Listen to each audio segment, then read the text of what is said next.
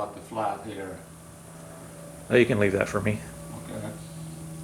So you ready to get to work? Yes, I am. Alright, everybody, it's Pops and Asic Eric back on the Camaro. It is wet sanding time. So we are prepping for flow coat and the black. So Pops is going to start on the sides of the car here. I'm going to start on the top. We have 800 wet here. Tiny little bit of soap in the bucket. I think we need a little more. It's kind of sticking there. Yeah. I put too much soap in the buckets before, so I had to rinse them out. We'll put a little bit more in there. So this is our procedure. And we're looking, give me a break for a second there. So after wet sanding, we'll see stuff like this and this. After wet sanding, it should look like this. That's what Pops is going to do. And I'm going to do the same thing. I'll start on the roof here probably. Alright, so on this deck lid here, I already been working on this for quite a while. A lot of crap here in the back.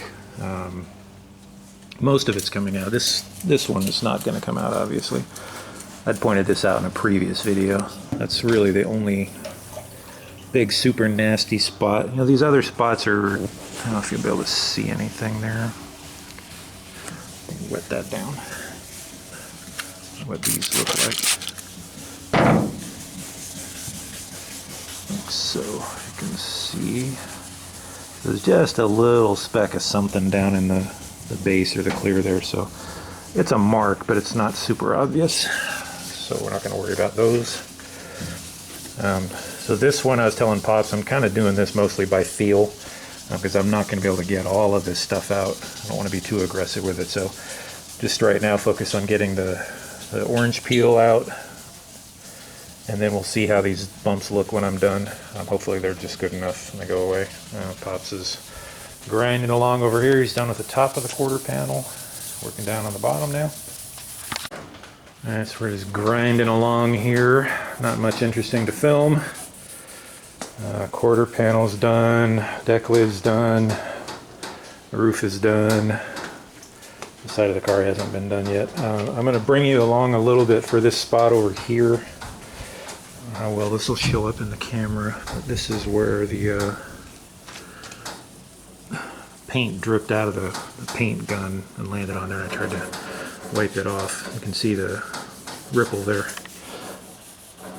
There we go. So try and sand that out. Alright.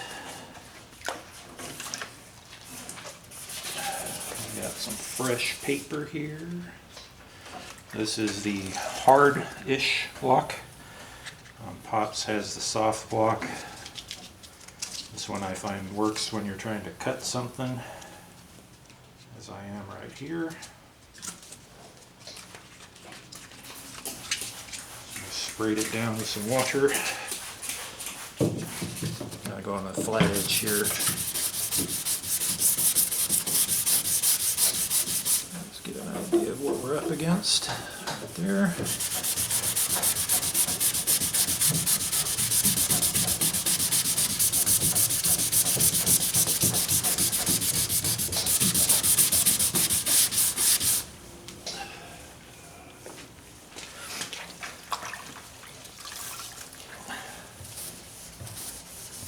I don't know if you'll be able to see this in the camera or not.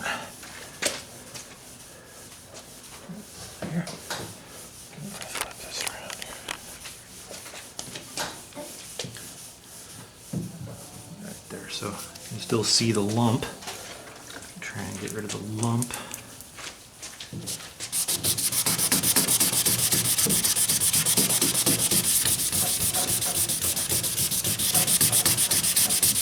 I'll switch to the flat of the block here. Get it a little flatter. And as we've said before, we're looking to make sure there's no pink in here until we've cut through to the tri-coat. That's almost there. I'll go flat now.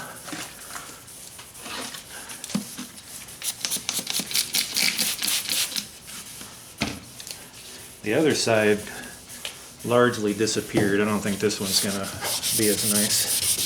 It's got a darker halo around it.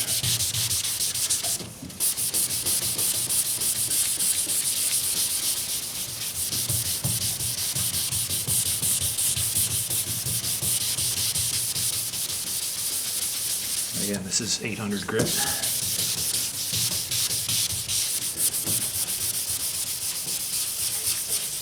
Take a look.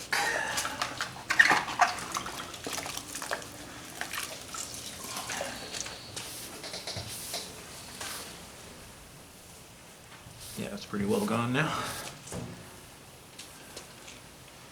I can still see it looking straight down because of the color difference, but you can't see the texture of it anymore.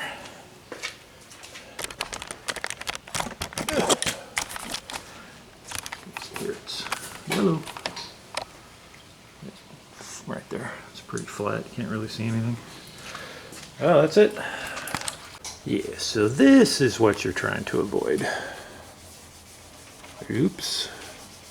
So there was a chunk of plastic that got stuck on here when I painted the car. It flipped up and landed in the paint right here. So I kind of had to sand it out, and it went all the way through. So this outer edge here has very little paint on it, and it went right through. So that needs to be touched up.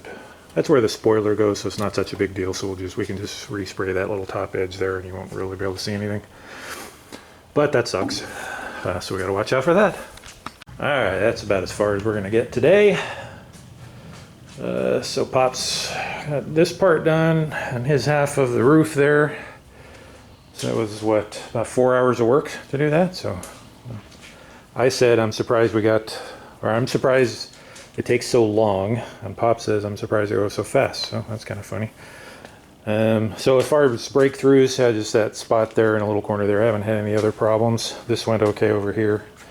We haven't done this side of the car yet. The hood and the passenger fender were resprayed. So during the week, I'll put the car outside and get some UV cookage on those guys. Hopefully these sand out a little easier. They don't have as much trash in them as all this stuff and as much orange peel. So those will go faster. Fingers crossed. So next weekend will be more of the same, more sanding.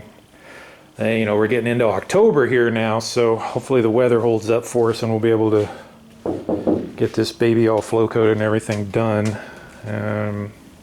One question I did have for you folks here. Pop's just found this in the trunk. So that's pretty funny. That's going to work out pretty darn close to exactly 4 years to where we're done with sanding, I hope. What is it, September 20, what is it? 26th. Yeah, well, that's pretty close. Okay, anyway, so the question I had was, this back panel, again, is going to be black. So I have to decide where to cut that off. I was thinking originally of pulling this up into here somewhere, like along where the seam sealer is. Now I'm thinking I'm just going to run it right along that edge right there along the top, because when the trunk is closed, you can see part of this here. So we could put the foam tape or a fine line tape or something along here, so that when the trunk is closed, I can spray the black and the clear coat and everything, and then I don't have to paint this with the trunk open to get clear coat all the way up in here. So we can just clear coat the whole car at once with the trunk closed.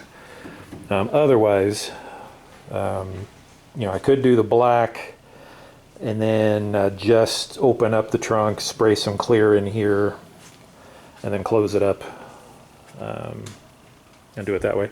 So let me know what you think. I think, this is all going to be black around this edge here, so we could just kind of hide it under this edge where you don't see it, and then just run a line across the top there. Or we could run it, kind of run an angle here and then along, or just this whole thing in black. I don't know. Like I said, I'm kind of on the fence on this one, but I think I'm leaning towards just running a line right here and doing it that way.